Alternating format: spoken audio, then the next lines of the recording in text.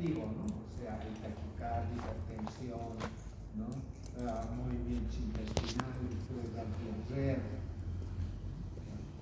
tanta tensión. Entonces, en esos casos, damos algún sedante o tranquilizante también se llama, ¿verdad? Entonces, los sedantes pueden actuar como hipnóticos y algunas veces como anestésicos, dependiendo de qué depende esto.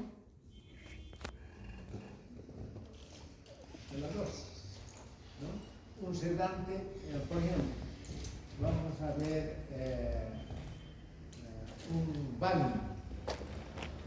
Un Valium podemos dar 0,25, 0,15 miligramos para que se calme este cuadro, que está muy nervioso, ¿no? Un poco más de dosis, digamos 1 miligramo, 5 miligramos para que se duerma. Entonces está actuando ya de diferente forma, ¿verdad? Entonces ahí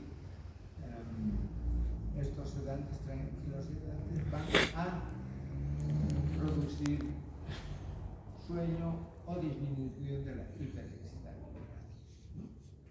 Entonces, esto de drogas hipnóticas viene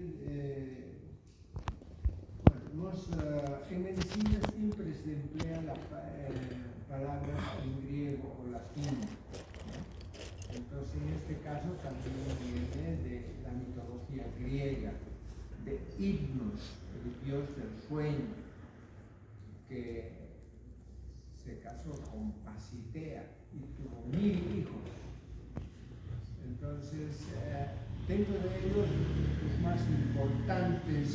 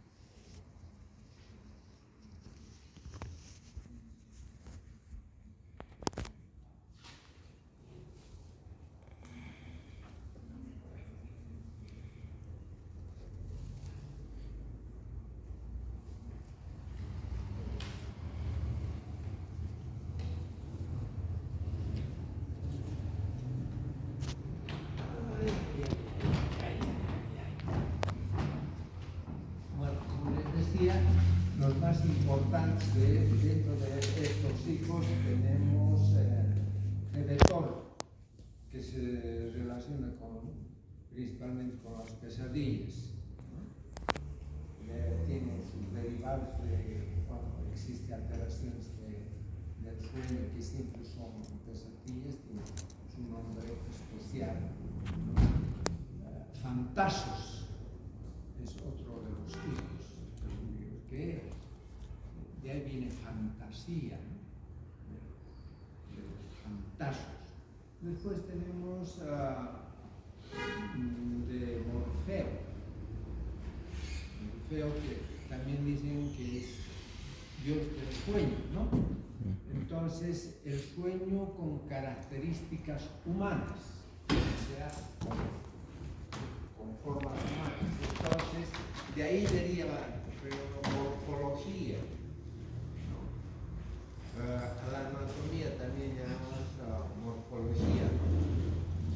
Entonces, de morfeo, morfina también deriva de eso, ¿no? Entonces, que en realidad estas son las palabras de donde derivan todos estos términos, todo casi es de la mitología. Como les decía, muchas palabras que utilizamos son latín y griego. Por eso también nos dicen latinos, ¿no? Porque en nuestro idioma deriva mucho del latín. Latinoamericanos también, ¿verdad? Bien, vamos a continuar ahora.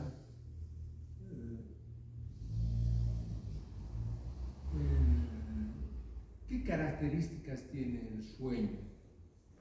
¿Cómo podríamos definir sueño?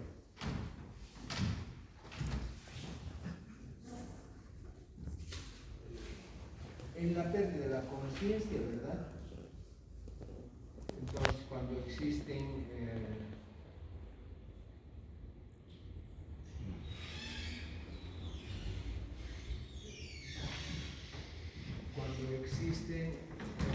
estas cositas no tienen en el libro, lo pueden anotar también. Entonces estuvimos hablando del sueño fisiológico, es una pérdida de la conciencia solamente, ¿no? Es un estado, digamos, en el cual se mantienen todas las funciones neurovegetativas, pero que fácilmente pasamos del sueño a la vigilia.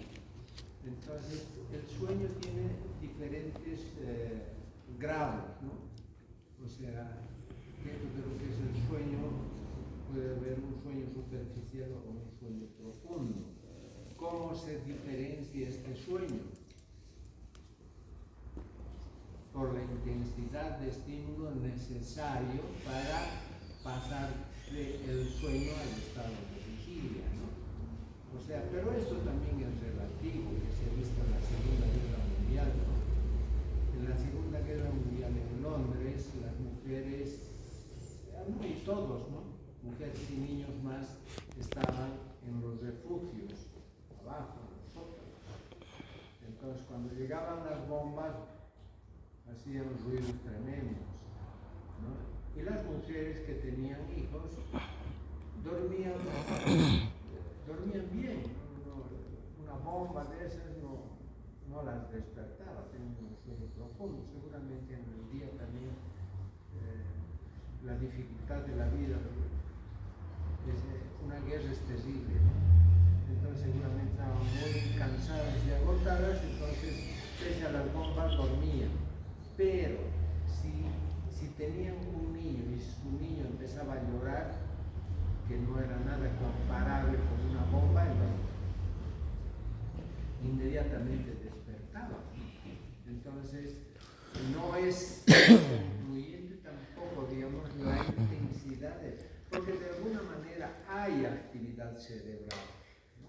Hay mucha actividad cerebral, por eso también se producen los ensueños. O sea, por eso se tienen sueños. En el sueño hay mucha actividad cerebral, incluso hay memoria, ¿no? Porque cuando despiertan, ayer he soñado con fulano, con fulano, perengano, ¿no? Entonces, en el sueño tenemos tres fases. Y la segunda fase también se subdivide en otras 4 fases, ¿no? La fase 1 del inicio del sueño es de latencia, ¿no? O sea, cuando uno se predispone a dormir, cuando uno va a la cama y está un ratito despierto, no se mete en la cama e inmediatamente duerme. No, está en un estado de latencia, en el que se va deprimiendo poco a poco el sistema nervioso central, las funciones neurovegetativas también disminuyen, el aporte de oxígeno también disminuye porque no hay necesidad, ¿verdad? Entonces, Este estado de latencia puede variar de una persona a otra, ¿no? Uno se mete a la cama y ve televisión, puede ver una película 2 horas, si el estado de latencia, 2 horas mientras dure la película. Algunos se duermen en plena película, eso sí. Entonces, ese periodo en que se predispone el sueño y existe sueño se llama estado de latencia. Después viene la fase 2. La fase 2 del sueño, en este sueño, es el sueño profundo. Es el 75% de la totalidad de una fase del sueño. Entonces, en este periodo, ¿por qué se llama NREM? Porque NREM o NREM es una abreviación del inglés de movimientos oculares.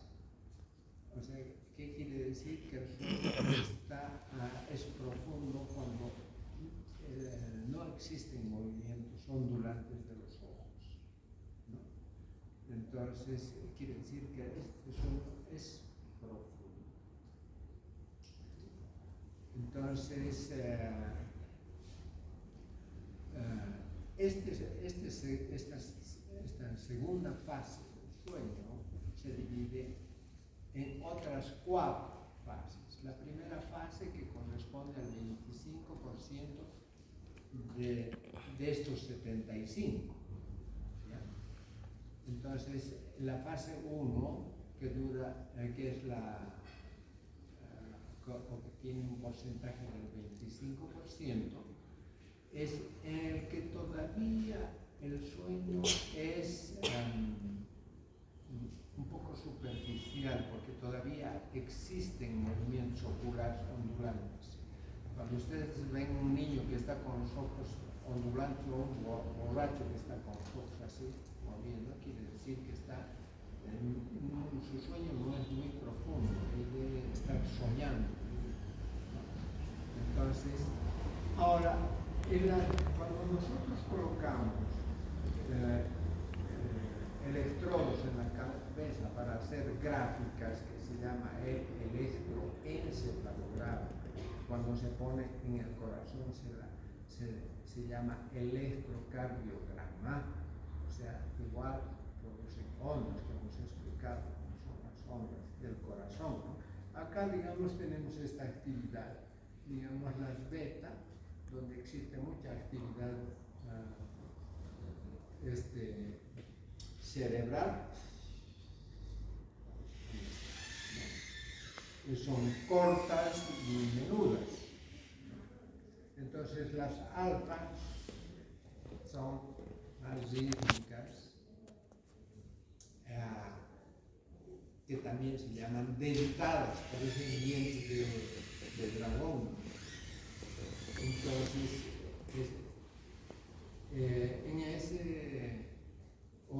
estas ondas se presentan cuando una persona está tranquila, pero tampoco está durmiendo, ¿no? Pero está sumamente tranquila, sin actividad cerebral. Entonces, la fase 1 tiene mayormente ondas alfa. Esta es la fase 1. Después, la fase 2 es en la que existe ya un sueño bastante profundo, ¿no? Los ojos están fijos.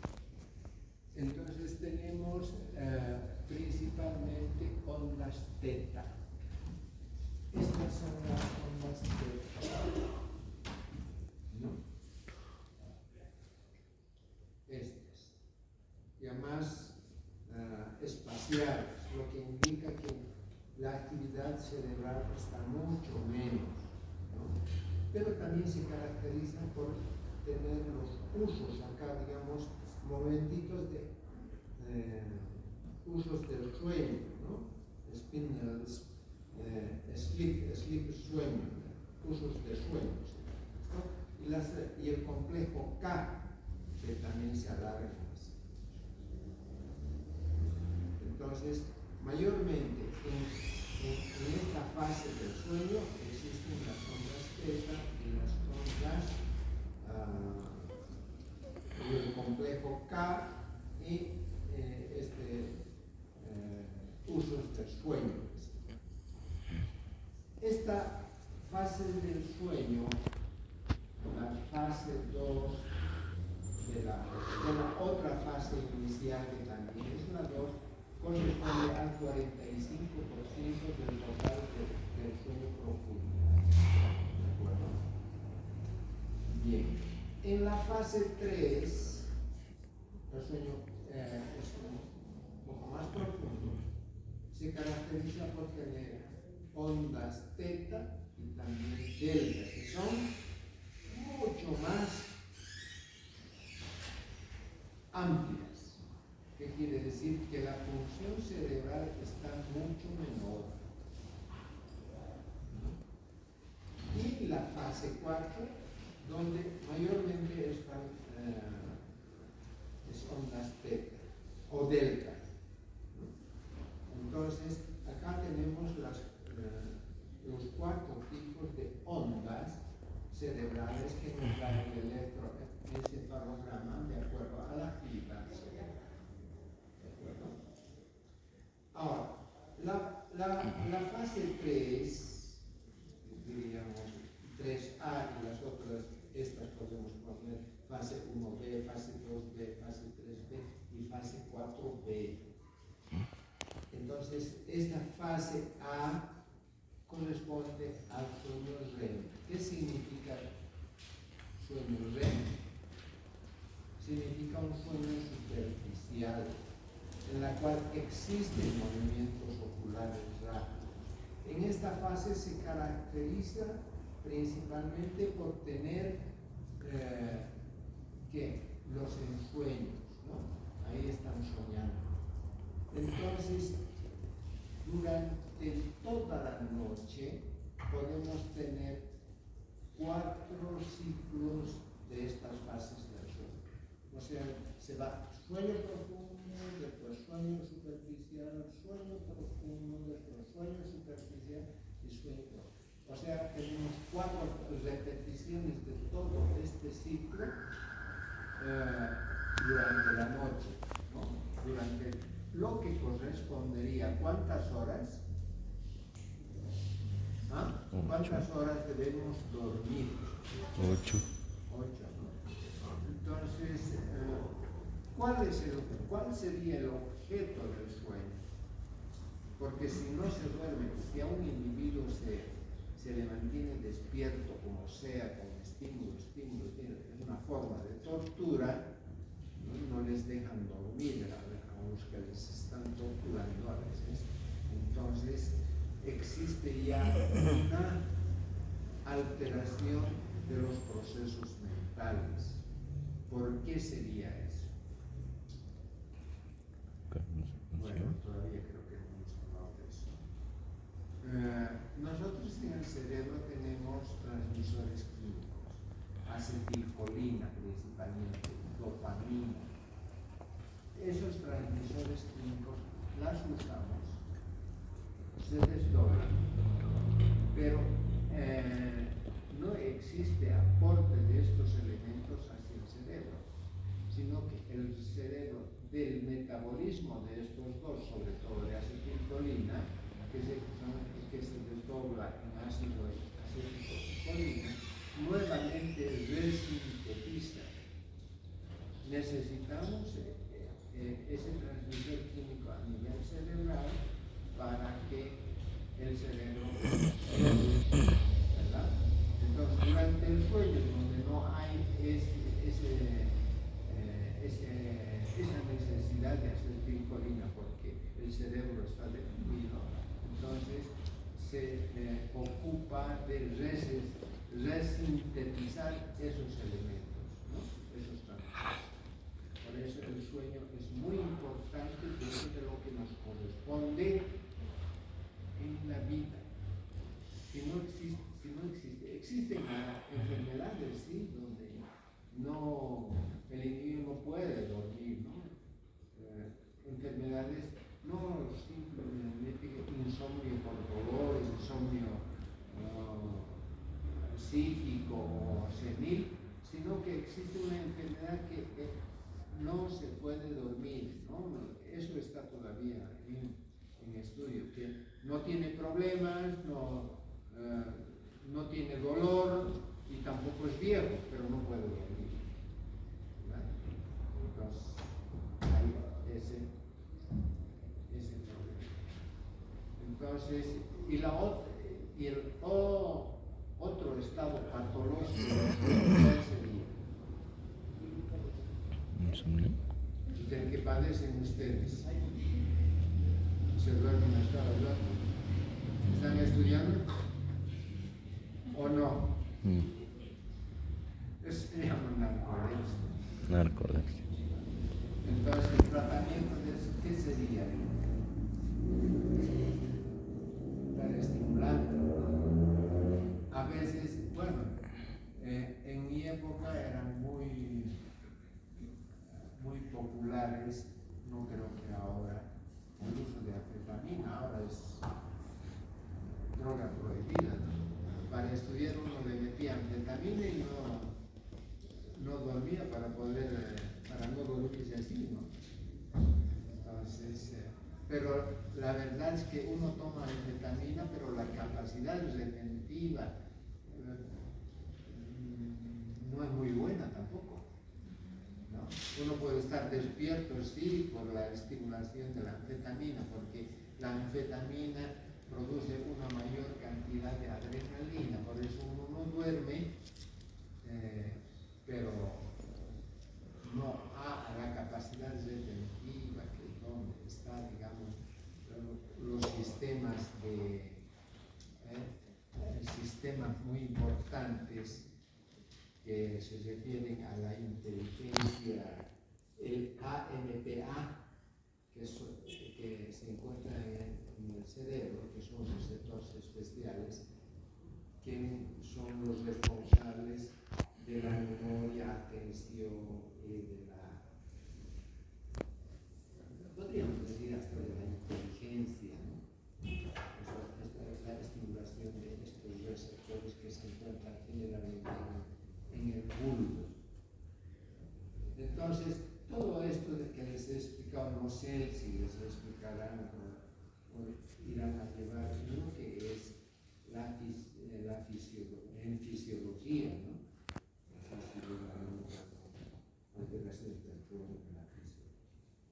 Muy bien.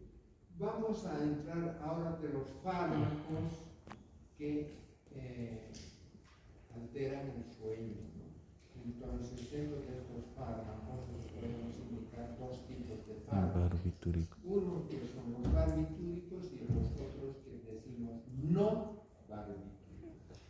Dentro de los no barbitúricos tenemos las benzodiazepinas, como se indica, ¿no? El clometiazol, los hidratos de cloral y la tricloroetilamina. Esos son los tres fármacos que son hipnóticos, pero que no son barbitúricos. Bueno, vamos a entrar a hablar primero de los barbitúricos y después vamos a entrar a hablar de todos estos fármacos que estamos señalando como no barbitúricos. Desde un punto de vista químico, los barbitúricos resultan de la unión de la urea y el ácido valónico, ¿no? Cuando se unen, existe una pérdida de agua en la unión de estos puentes, como acá podemos ver que tenemos agua, ¿no? H2O, ¿no? Tenemos agua, se pierde este agua y se une este carbono con este carbono. ¿Ya? Aquí mantiene todavía, digamos, esto que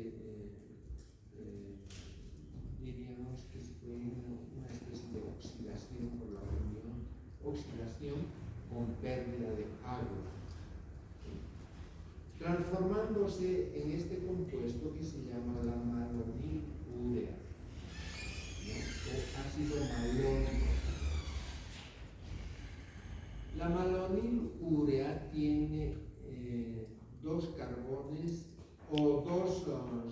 radicales en el carbón 5. Acá, ¿no? Aquí tenemos hidrógeno y hidrógeno. Pero tenemos diferentes barbitúricos. Todos los barbitúricos tienen esta estructura química madre.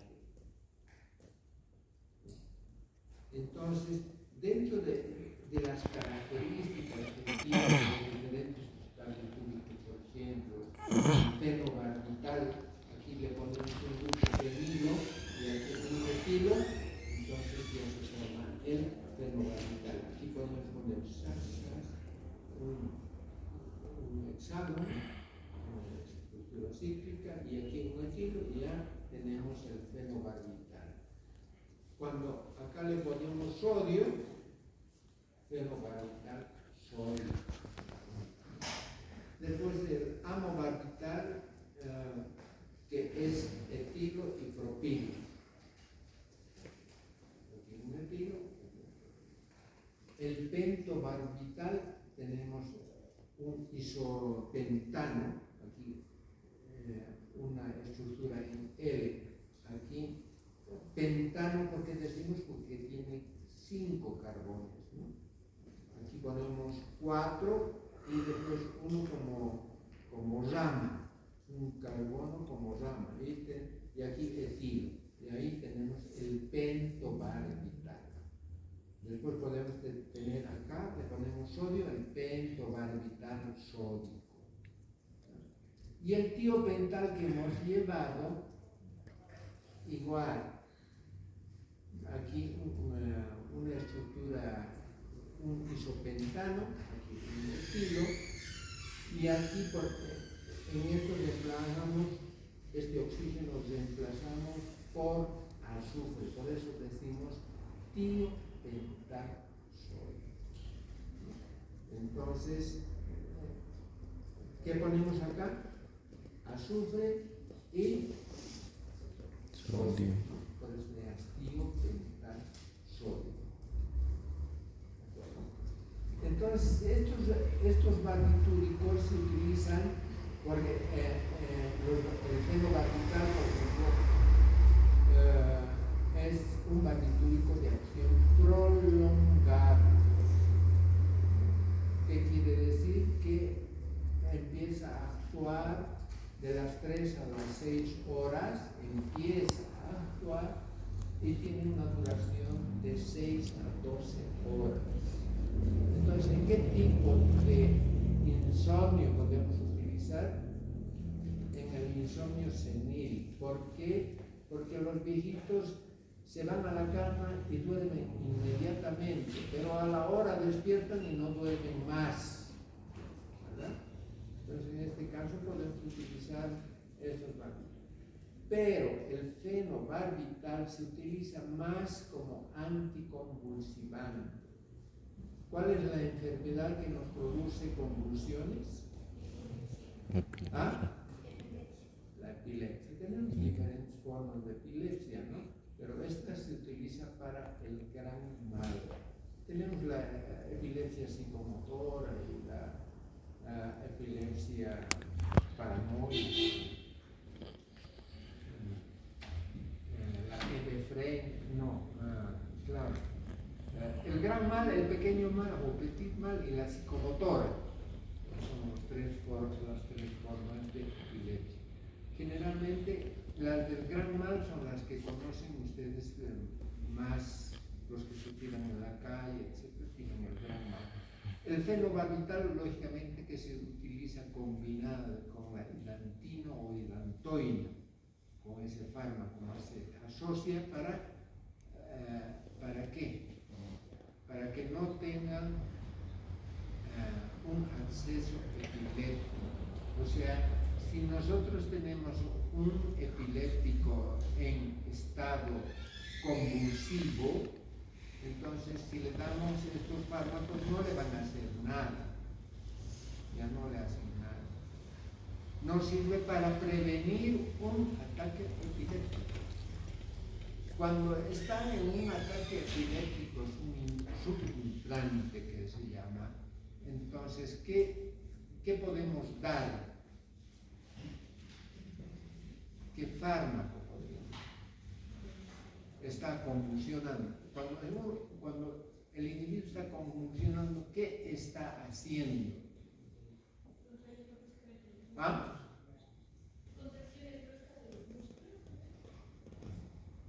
No le entiendo nada, pero supongo que algo de músculo he escuchado. Están contrayendo los músculos, ¿verdad? Relajante muscular tendríamos que dar. ¿Qué tipo de relajante? Una benzodiazepina, un Valium, ¿no? Le metemos en la nalga y listo, lo va a calmar un poco. Porque tampoco podemos buscar en vena, sería ideal en vena, ¿no? Pero si está así, vamos a utilizar en vena. Casi imposible, ¿verdad? Entonces, estamos en ese caso. Si está deprimiendo o está inhibiendo el foco epileptógeno, entonces, ¿qué tipo de depresor será? Dentro de la clasificación que hemos hecho de depresores selectivos, ¿no? Porque va a una estructura aquí, cerebral muy especial. Entonces, pero sin embargo, si bien el individuo, el epiléptico, está despierto porque se le da hidantina y se le da fenobarbital, ¿estará normal? ¿Cómo es? ¿Será un individuo normal? No, ¿verdad? ¿Por qué? Porque el fenobarbital es depresor. ¿Podrá estudiar? Es un poco difícil, ¿no? Entonces, no pueden estudiar. El año pasado, anteaño pasado, creo que tenía un alumno que tenía ese problema y bueno, yo no sabía, ¿no? Y llegan algunos momentos en que les presiono, ¿no? A ver, dígame esto, le presioné un poco, ¡pam!, le disfruta. Entonces, no pueden ser buenos alumnos, nunca van a ser buenos alumnos, porque están en desventaja, porque están con un depresor y depresor. Entonces, el fenobarbital tiene esa característica. Ese fenol que tiene en su estructura química le confiere actividad anticonvulsiva. ¿De acuerdo? Ahora, tenemos los otros barbitúricos, los de acción, digamos, intermedia. Tienen un inicio de acción más o menos de las 3 a las 6 horas y tienen una duración, inician a las 3 horas y tienen una duración de 6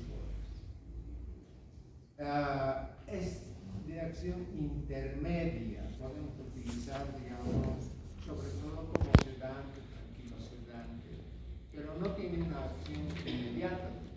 A las 3 horas recién está empezando a funcionar. Los de acción corta tenemos el pentobarbital, que tiene un inicio de acción a las 3 horas y, mejor dicho, a los 15 minutos y dura 3 horas.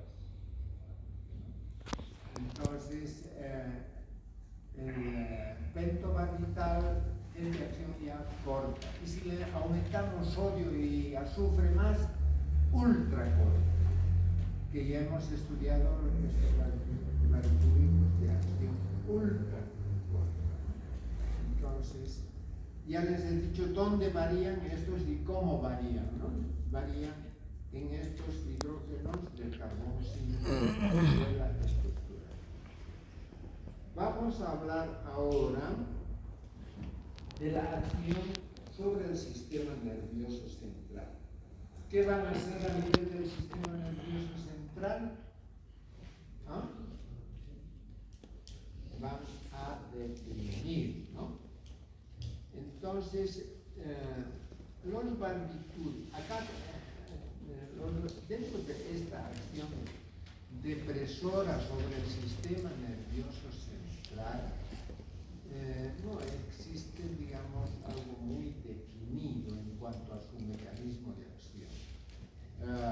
Algunos dicen que inhibe la transformación del piruvato en acetato, algo así. Otros que interviene en la permeabilidad de estos canales que corresponden a los canales GABA, ¿no? O sea que a los canales GABA que vienen acá, estas moléculas de ácido gamma aminobutírico que se segregan y tienen acá dos receptores, uno receptor excitador y otro inhibidor. Entonces, los barbitúricos actúan sobre todo sobre los receptores alfa y beta. Otros depresores como las benzodiazepinas necesitan estos segmentos completos donde están los receptores alfa, beta y gamma. Los barbitúricos necesitan solamente dos, ¿no? Entonces, estos canales GABA son canales que van a permitir el flujo del cloro y el sodio, o sea, pasan a través de esto el cloro y el sodio, ¿no? Cuando se permite el paso del cloro y se inhibe del sodio, se va a inhibir al sistema nervioso central y va a producir, digamos, suelo cuando entra el cloro. Y cuando entra el sodio, se va a estimular la actividad cerebral, ¿no? Entonces, por eso vemos aquí que son receptor excitatorio GABA y receptor inhibitorio GABA, ambas. Y aquí tenemos el ácido gamma aminobutírico, que se almacena en vesículas y se segrega acá, y dependiendo dónde va el excitador o el inhibidor va a producir el efecto fármaco.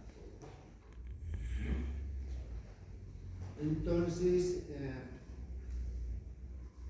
esta actividad, esta inhibición del sistema GABA va a producir analgesia y acción anticonvulsivante, porque nos va a producir una disminución de la actividad cerebral. ¿De acuerdo? ¿Está claro? Ahora, vamos a ver acción a nivel cardiovascular. ¿Qué nos va a producir a nivel cardiovascular? Una disminución de ¿qué? De la frecuencia cardíaca. Al disminuir la frecuencia cardíaca, ¿qué va a producir? Hipotensión arterial, ¿no? O sea, la actividad cardíaca está en relación directa a la presión arterial. El corazón bombea más, se produce aumento de la presión, no hipertensión, aumento de la presión. La hipertensión está relacionado con esto, sí, pero ¿cuál es el componente más importante y determinante de la hipertensión? Es la contracción vascular, puede ser, o la obstrucción vascular, ¿no? O sea, se obstruye ¿por qué? Los vasos. Las personas que padecen de hipertensión muchas veces son personas que comen mucha grasa y los vasos se van obliterando por grasa, ¿no? Por colesterol. Entonces, por eso es importante consumir grasa, sí, pero no en abundancia, ¿no? Porque el consumo de grasa anda en relación también a la actividad hormonal, porque la grasa interviene en la formación de hormonas, porque las hormonas son del siglo pentano-perino-fenanteno, que son digamos, o son de base del colesterol, como base del colesterol, ¿no? Entonces, no consumen grasa, pero después consumen Viagra, ¿no? Bueno, bien, lógicamente que todo exceso es malo, que todo radicalismo en cualquier sentido biológico, social, económico, lo que sea, es perjudicial. Entonces, si disminuye la presión arterial, ¿qué va a pasar? Aquí tenemos las ondas P, Q, R, S, T. Cuando haya disminución de la actividad cardíaca, estas ondas se separan un poco más del segmento QRS, ¿no? Porque el periodo refractario aumenta un poco. Entonces, la onda T puede un poquito deprimirse, ¿no? Y aquí vemos un espaciamiento bastante importante de la onda P hacia la Q. Acá tenemos la onda P, que está distante de la onda Q, porque es pequeño y es grande. Entonces,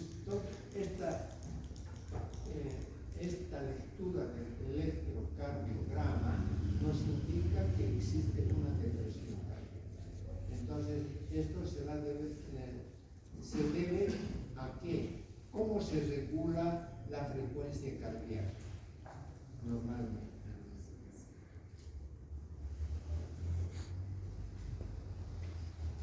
¿Ah? De lo que es fisiología, ¿cómo se regula el corazón? ¿Ah? Sí, los nódulos intervienen mucho en la frecuencia cardíaca, en el automatismo cardíaco, pero esto no regula la frecuencia cardíaca. Está en relación directa, sí. Por los corpúsculos carotídeos, pues tenemos vasos receptores y quimiorreceptores. Entonces, cuando aumenta la presión arterial a nivel de la carótida, entonces ahí tenemos sensores que dicen que la presión está muy elevada. Entonces mandan a esos corpúsculos a los nódulos que se encuentran en el corazón auricular, ventricular, que caen. Entonces, la frecuencia cardíaca va a disminuir en la hipertensión. Cuando hay hipotensión, por vía refleja, aumenta la actividad cardíaca. ¿Por qué? Porque está baja la presión, entonces a través de esto se estimula, ¿no? O sea, es una regulación refleja. Como la respiración también se regula a este mismo nivel por estas mismas características, ¿verdad? ¿O no? Muy bien. Entonces, ¿cuál era la pregunta que les hice? ¿Cómo se regula la presión arterial, no? Este es una forma, un mecanismo de regulación de la presión arterial, la frecuencia cardíaca. La otra forma es a través del oxígeno también. Cuando hay anoxia o una disminución de oxígeno, hay taquicardia, ¿no? Para compensar, digamos, esta mayor circulación, para compensar esta disminución de oxígeno. Todo esto se regula automáticamente. Los depresores del sistema nervioso central, tanto hipnóticos, sedantes, tranquilizadantes, anestésicos, entonces disminuyen este reflejo normal. Va a disminuir la frecuencia cardíaca y va a disminuir la presión arterial, de por sí no es. Cuando se inhibe el reflejo del anhídrido carbónico por depresión, digamos, a nivel del centro respiratorio, ya no responde, digamos, a la sobrecarga de anhídrido carbónico. Cuando uno no respira, nos da acidosis porque se acumula el ácido carbónico que en presencia del agua, en este caso plasma, se transforma en ¿qué? ¿En qué? ¿En qué? Ácido carbónico, ¿verdad? Por eso se llama acidosis. Cuando uno no respira, bueno, se va a producir acúmulo ¿no? Cuando uno respira mucho, mejor dicho,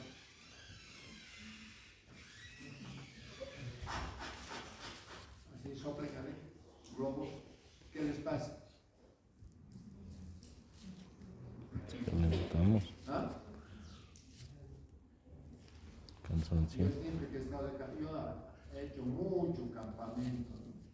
Por eso cuando estoy soplando para hacer hervir un poco de agua o cocinar algo, es difícil, digamos, prender fuego con leña mojada, ¿no? Entonces, tiene que deshidratar el fuego, y es difícil. Entonces, cuando uno sopla mucho, empieza a dar vueltas la cabeza. ¿Qué se está produciendo? ¿Por qué? Porque hay alcalosis, se está botando todo el anhídrido carbónico, entonces hay un desequilibrio ácido-base a nivel del plasma, se está produciendo alcalosis, por eso la cabeza está. Y cuando uno pierde el conocimiento por alcalosis, que uno se puede desmayar, deja de respirar hasta que se compensa, ¿no? Se compensa, ¿de acuerdo?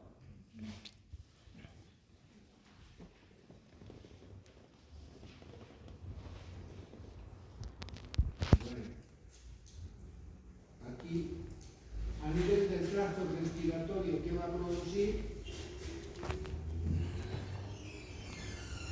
Son depresores del sistema nervioso central, después sí van a producir una disminución de todo, de la presión, a nivel del corazón van a deprimir, a nivel respiratorio van a deprimir, a nivel de pulmones intestinales van a deprimir, a nivel del hígado van a deprimir, a nivel del riñón también van a deprimir, ¿no?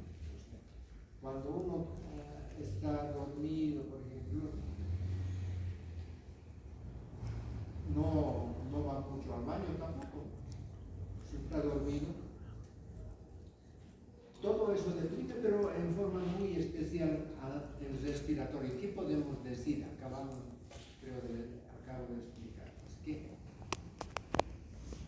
si deprime el centro respiratorio que está, digamos, en relación directa a los sistemas reflejos, entonces se pierde el reflejo al anhídrido carbónico y ¿qué va a pasar?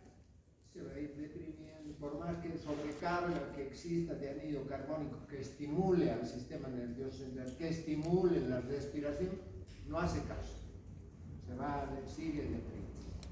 Los barbitúricos son depresores por excelencia, ¿no? Lo que no he hablado es de la acción analgésica. Los barbitúricos tendrán acción analgésica. ¿Qué dicen ustedes? ¿Tiene? No tiene acción antianalgésica. O sea, el dolor se hace más intenso todavía, ¿no? Pero tiene una característica muy importante, produce amnesia. O sea, ¿qué significa esto? Que no se acuerda. Por ejemplo, cuando utilizamos algún fármaco de este tipo, entonces, sobre todo tiopental, digamos, le damos tiopental y estamos sacando una muela, y al sacar la muela el individuo chilla, ¿no? De dolor. Pero uno tiene que proceder nomás aunque chille, ¿no?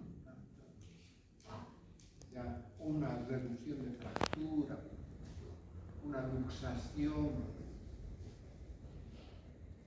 pero después recupera el paciente su estado, entonces se le pregunta, ¿te dolió? No, no sentí. Se me olvidó totalmente lo que del dolor, que se le tiene una acción antianalgésica, pero sí, digamos, tiene acción amnésica, no hay memoria. A nivel gastrointestinal, ¿qué va a producir? Igual, disminución del peristaltismo, de los movimientos, del tránsito intestinal. Por tanto, ¿qué van a producir? Constipación, ¿verdad? A nivel del hígado va a disminuir la secreción glandular. A nivel del riñón, disminución del filtrado glomerular por diferentes mecanismos, ¿no? ¿Cuáles serán? Disminución de la presión, pues el riñón funciona por presión y el filtrado siempre va a ser por presión, ¿verdad? El filtrado mecánico, pues, por la presión del peso del agua, y en el caso del riñón por presión sanguínea, ¿verdad? Si existe depresión, si va a haber hipotensión, en tanto va a disminuir la presión arterial. Cuando se anestesia en forma muy prolongada, por mucho tiempo, esto ya les he explicado, ¿qué va a pasar? ¿Ah? Puede existir insuficiencia renal, no directamente insuficiencia, puede, si es muy prolongada. ¿Cómo se defiende el riñón de esto? Porque el riñón de por sí se defiende. ¿Ah? Si hay hipotensión y está queriendo dañar al riñón, el riñón se defiende. ¿Cómo se defiende? Segrega una hormona que se llama la renina, que está producida por las células yuxtapuestas del riñón, y esa renina aumenta la presión arterial local solamente del riñón, y de esa manera, digamos, evita que se produzca daño renal. Lógicamente, si esto es muy prolongado, muy en contra, se va a producir con renina o sin renina daño renal. Muy bien. Acción sobre el metabolismo y acción local más terminaremos, y después vamos a hablar en la próxima clase. ¿Cómo será el metabolismo? Disminuye. Hay depresión del sistema nervioso central, hay depresión del corazón, hay depresión también el metabolismo disminuye, ¿verdad? Bueno. Entonces, cuando decimos disminuye el metabolismo, ¿qué está disminuyendo?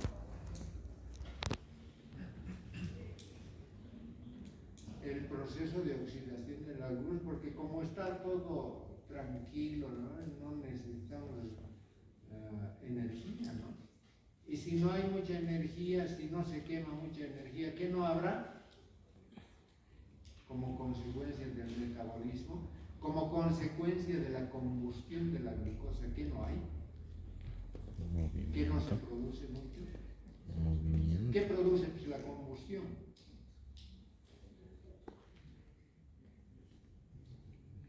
Anhídrido carbónico, pues.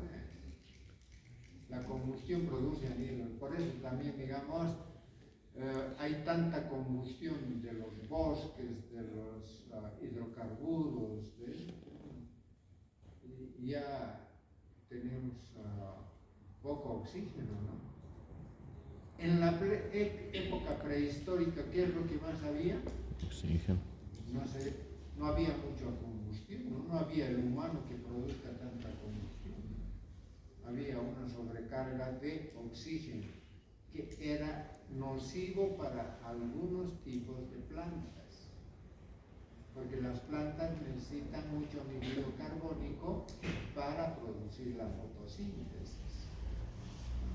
Ahora hay mucho anhídrido carbónico, ¿no? Entonces, claro, tratamos, y etcétera, etcétera, etcétera. Podríamos hablar 2 clases de eso. Acción local es muy irritante local, ¿no? Es muy alcalino, tiene un pH de 10.47, 48, casi, podríamos decir, casi 11. Entonces, cuando este barbitúrico, sobre todo el tiopental, colocamos en músculo, puede producir escoriación y necrosis. Entonces hay que dar siempre en vena. Si nosotros accidentalmente colocamos en arteria, estamos ahí, sí que la fregamos, y bien fregado, porque nos va a producir necrosis de esa arteria, del sitio de esa aplicación, y puede llegar incluso, si es importante, a la amputación del miembro del cual se coloca. Entonces, en la vena hay que colocar lentamente, o podemos disolverlo, por ejemplo, en suero, ¿no? Le colocamos suero, y en el suero sí el tiopental, es sumamente irritante. Tiene un pH de ¿cuánto les he dicho? 10 a 11. De 10,5 a 11. Muy bien, quedaremos ahí.